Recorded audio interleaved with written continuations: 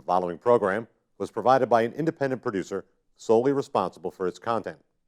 The opinions expressed do not necessarily represent the views of this station, its staff, board of directors, or underwriters.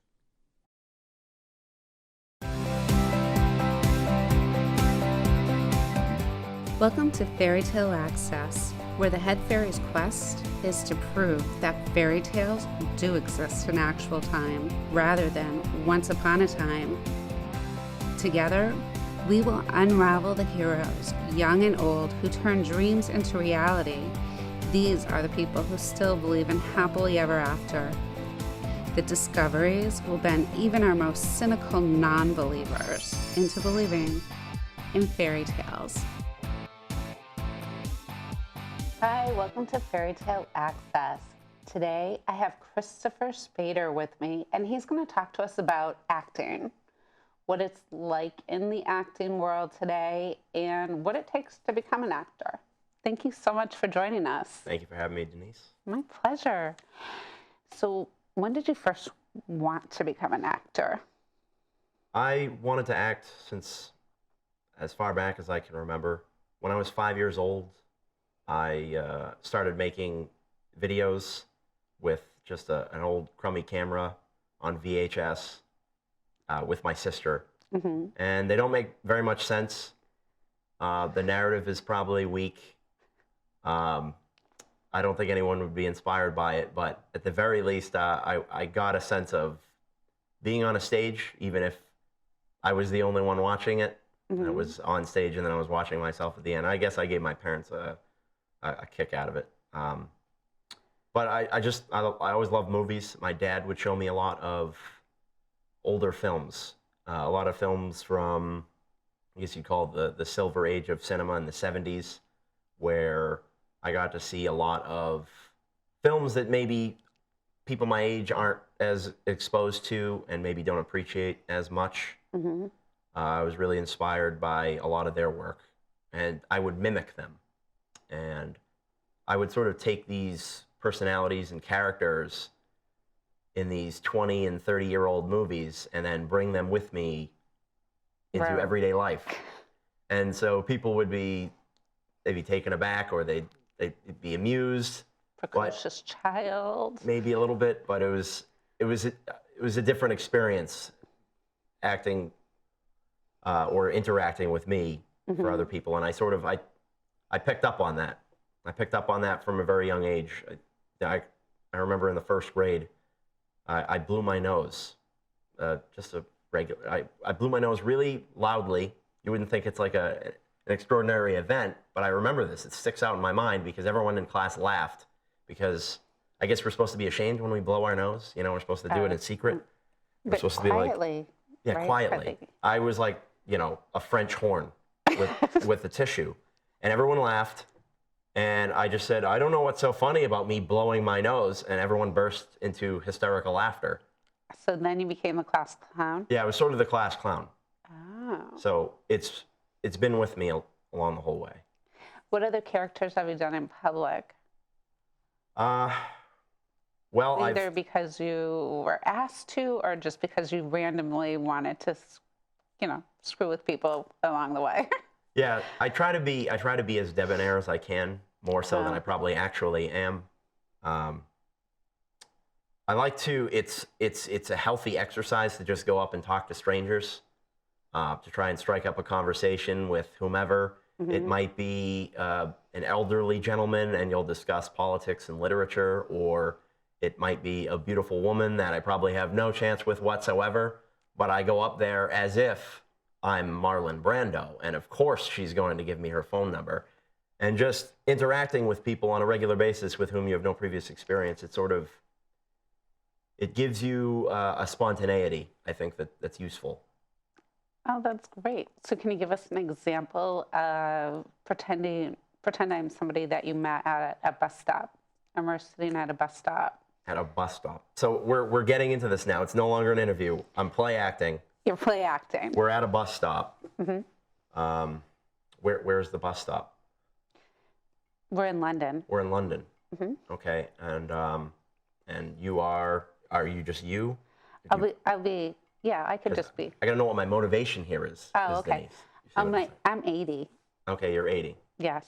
I have I'm kind of hunched over. I have my cane Okay. right beside me. I'll try. My British accent's not the best. So. Oh, okay. Well, hello there. How you doing, madame? Oh, very well, thank you. I seem to notice you're knitting. Are you?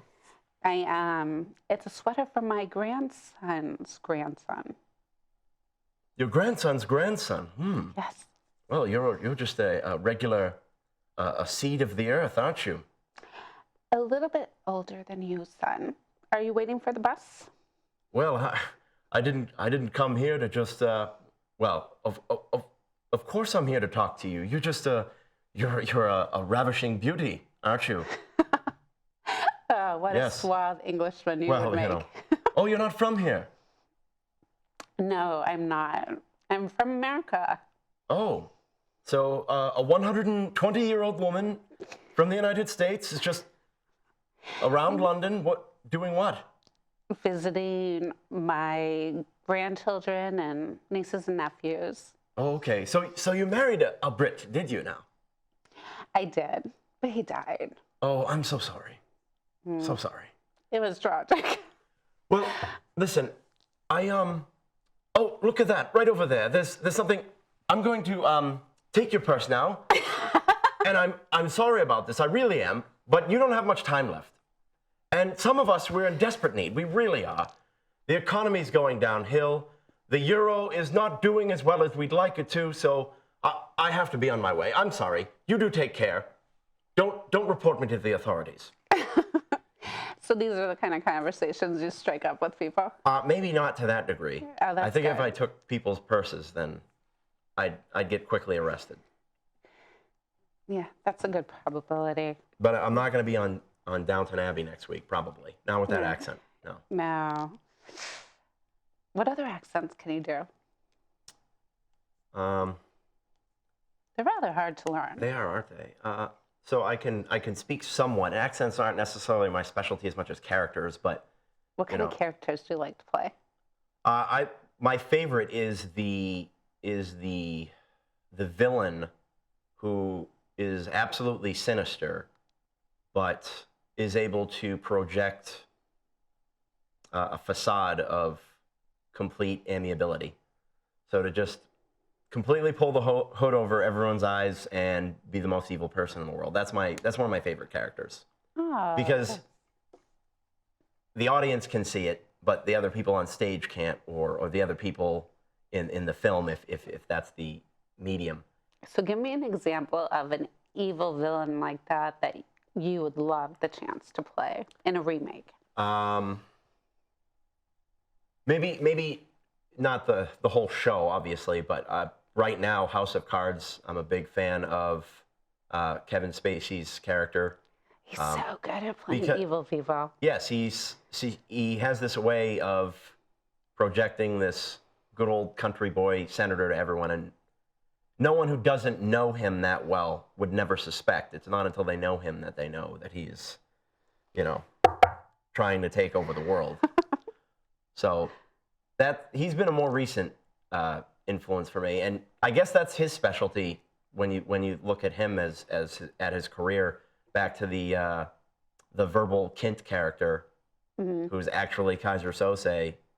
Sorry if I spoiled the usual suspects, for everybody, but the fact that he's able to play this character who is completely unassuming, weak, easy to push around, and he's actually this brilliant criminal mastermind who I know, is just evil. it's awesome Yeah. the way he does it, though. So I'm not that person in real life, though. I'm a good. I can attest. I'm a citizen. You are such a good sport Yeah. because you recently you played a banana for me but it was your uncle. So I was doing it. I was doing it for you though too. I did. I mean, really appreciate it. yeah.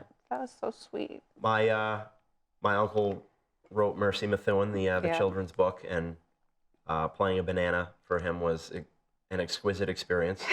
It was a shame I wasn't surrounded by other milk bottles and people dressed as cereal boxes. That's what I was expecting. I show up. I'm the only one wearing a banana costume.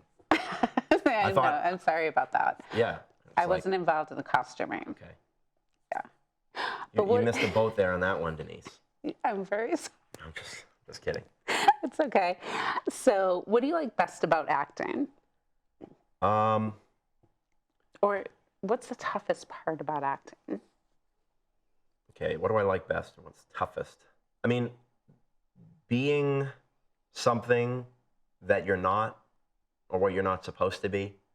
I think, because I have a regular 9 to 5, and you're supposed to be something. When you go to work, you're supposed to be something to the people you work with, to your boss. There's an expectation of behavior. There's an expectation of behavior at the bus stop. You're not supposed to necessarily strike up conversations with strangers. Or take their purses. Or take their purses, which I don't do. Oh, that's good. But on a regular basis, there are attitudes that society expects us to adopt, or behaviors. And when you're acting, you're free of that. You're allowed to enter this play space where anything goes, and you can do whatever you want, and become anything that you might have been or could be but aren't yet, or something that's completely opposite of who you are. And it's sort of being a child again. And maybe there's that sort of Peter Pan syndrome that's just cropping up inside of me. But I take, for example, if I'm at work, there are jokes that I would like to say that I can't. Or if I do, I get in a great deal of trouble for saying them. And that's happened before. And I think if you were to be an actor and that was your career, it'd almost be a free pass to do whatever I wanted, Denise. I know. Isn't that great? But you get a script, you get to study the character, but you get to make them come alive. Is that the part that really gets your adrenaline going? Yeah, so the writer puts those lines on the paper, and the actor has to bring them to life. He has to do something that the writer has expected of him on the one hand, but on the other hand, he gets to imbue that character with his own personality. So anything that I would act in, there would be a little bit of Christopher Spada in it. And so that is a very attractive part of acting. Some of the downside, to answer your other question, and I don't want to harp on the negative, but it's just, the peculiarities of being on set, if you're talking about film acting or commercial acting. Look at this camera, look at that camera. We got to put your microphone on, smile for me, look in this direction, look in that direction. It can get exhausting. What about working in green screen? Because then the scene isn't really around you. You have to also imagine that you're there.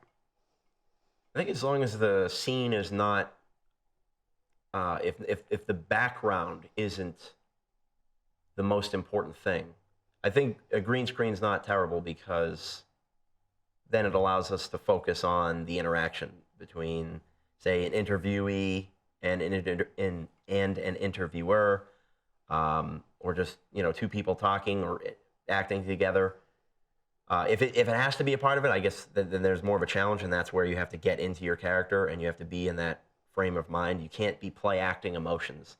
That's what Stanislavski would talk about in his literature, is that you can't play it being happy, you can't play it being sad, you can't play it being angry. You have to be angry. And there are different ways of doing that. You can think of something that made you angry or happy or sad at some point. You can relive in your mind one of those experiences.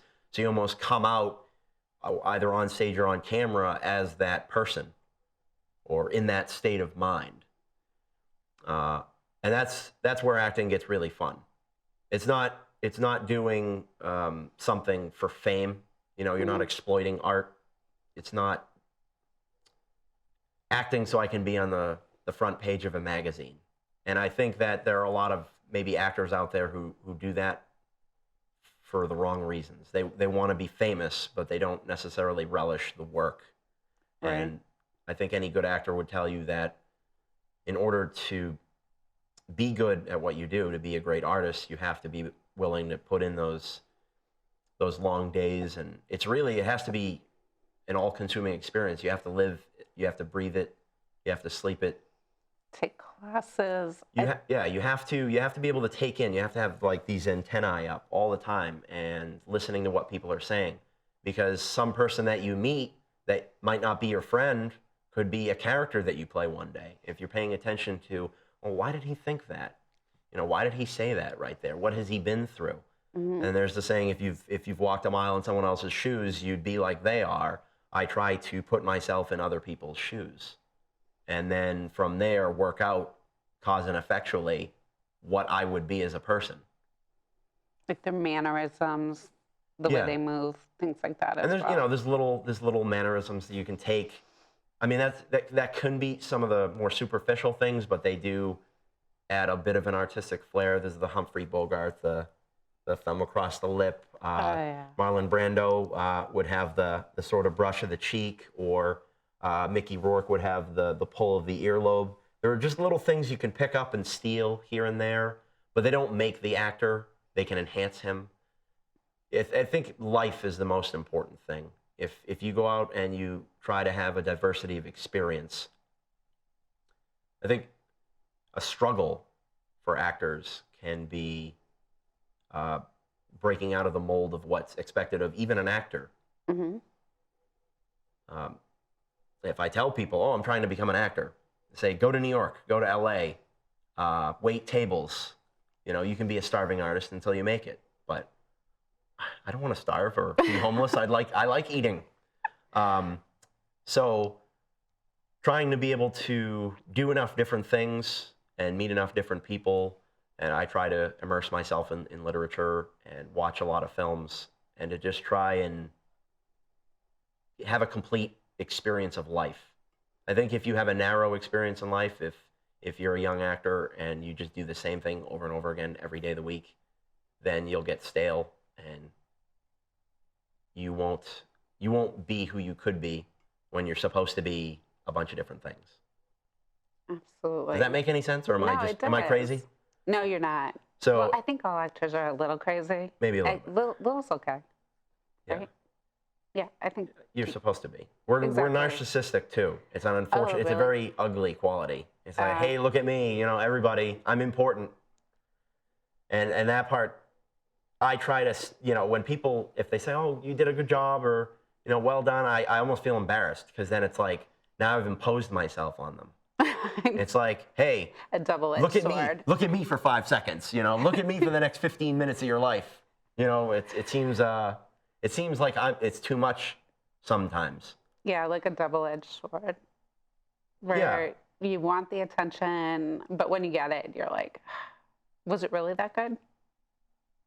Yeah, and I think that's where the line is drawn between the artists and the people who exploit art, or the people who enjoy the actual creation of art, the consummation of the artistic experience.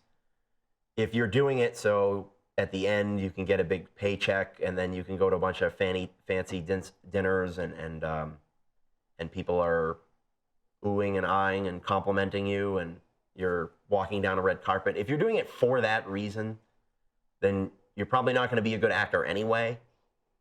But I don't know, maybe we're trending in that direction.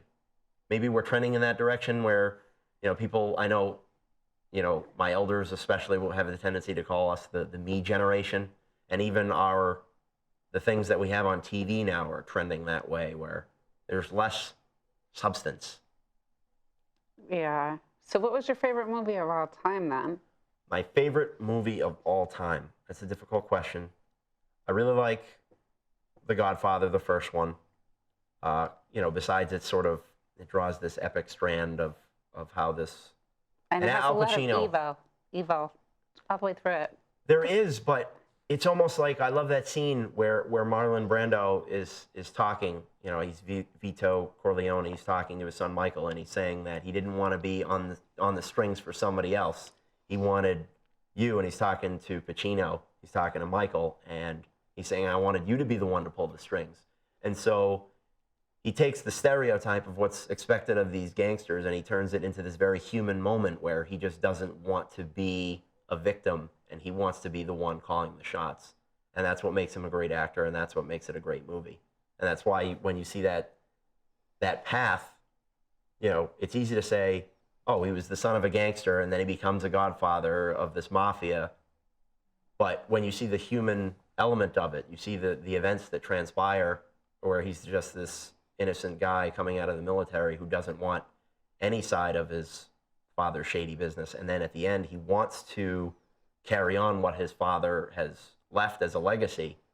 That's what makes great cinema. It's the storytelling and it's the experience. So do you like to read a lot because of that? Yeah, I try. And this is where, I mean, Stanislavski, Konstantin Stanislavski inspired me to especially delve a lot into literature and history and to try and become as cognizant of, you know, not just now. I think there's a tyranny of the now. If you look into different times and places, the world has been, you know, it's always been the same, but it's always been different. Mm-hmm. And you can pull such a variety of characters. It's like, if I were to make a metaphor here, it's like a painter using different colors on the palette. You have to be able to pull out different things and be different things.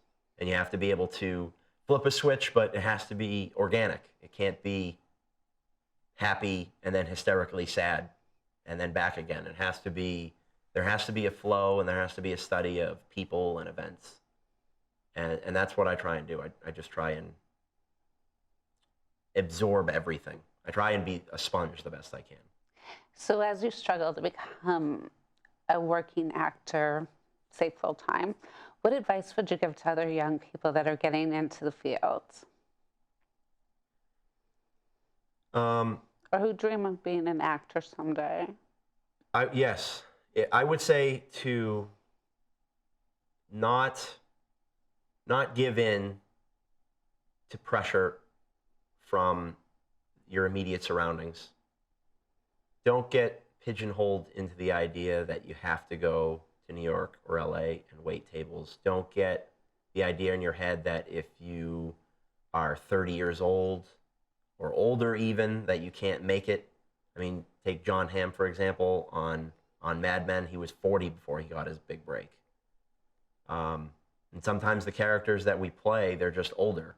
The characters that would suit us best. But don't give in too much to what people on the outside are saying. You have to still listen to that sort of inner child. Mm-hmm. And, you know, if what I was saying earlier was true, where acting is licensed to be a child again. If you can't be a child, if you're still giving in to the pressures of society that are coming in from outside of you, then you won't be the actor that you could be. You won't be the artist you could be. And then you'll be at a job again instead of being an artist.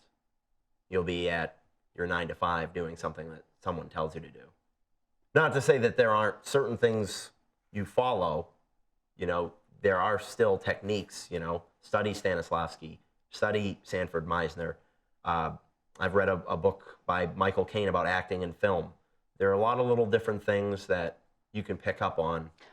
What about the benefits of improv classes? Do you find that that helps you? I think it does. I take improv classes on Friday nights currently, and acting can be very staged. You know, it's scripted, a lot of it, you know, save a lot of the reality TV stuff that you see that's not really acting. It's not really real? No. Reality TV isn't real? It's something that's... I had an ex-girlfriend. She really liked reality television. And when I wanted to watch a movie, she's like, no, I need something more real than this. I need reality. I'm like, maybe we're not right for each other. But I would say improv is important because it allows you to be spontaneous, and that's what's important to the actor. It's important to have, just in the moment, a moment of inspiration. And something that Stanislavski talks about a lot is, you know, where stuff becomes stock and trade. An actor might have a great performance, and then he forgets all the elements that went into that performance, the emotions he had to organically experience and bring about in himself, and states of mind he had to enter into. Then he hears the applause. He said, I did this. They loved it. And then he sort of plastically depicted or just copied his original performance. And then it becomes an imitation. It becomes an imitation of what he had done prior, and now it's no longer art. And now you can start to see tells. You can start to see a bluff, as a poker player would call it. You can start to see those things that aren't real when the actor is trying to be real. Great. So any other last minute tips for aspiring actors or actresses? Well, you need to have a diversity of experience. Just try and absorb everything that you What can. about taking no for an answer? Is that something you come up against a lot? You know, if you're not right for a part? Is That thick happens. skin important? Yeah, thick skin is very important. You're going to hear no a lot. I mean, unless you're Leonardo DiCaprio and you have like a stage mom and you're in commercials by age 14, then you're probably going to have a long period of doubters and skepticism headed up to that point where you actually have a breakthrough event. Mm-hmm. So you do absolutely, you have to have a thick skin. Anything else? I didn't mean to interrupt you, sorry. Oh, no, that's all right. You didn't interrupt me at all. Yeah, you just have to be crazy. You do have to be. You have to be a little bit nuts. Yeah. You have to have it in mind that if you keep insisting that, you can get in front of a camera and entertain people, that someone will pay for it. Someone somewhere will pay for it. Exactly. So you have to be a little bit nuts, because most people go, hey, just get your job, buy a house, Go to start a family, school. get some kids, just you can do things on the side, but don't have this crazy pipe dream about being an actor. You have to be nuts. Yeah. And I'm that. I'm insane. Okay. Perfect. Those are the best type of people to meet. You never know what will happen. Right. Well, thank you so much for sharing that experience with us. Thank you for having me again. My pleasure. So until next time, keep asking questions. Like Christopher says, never give up on your dreams. They're really not crazy. See you soon.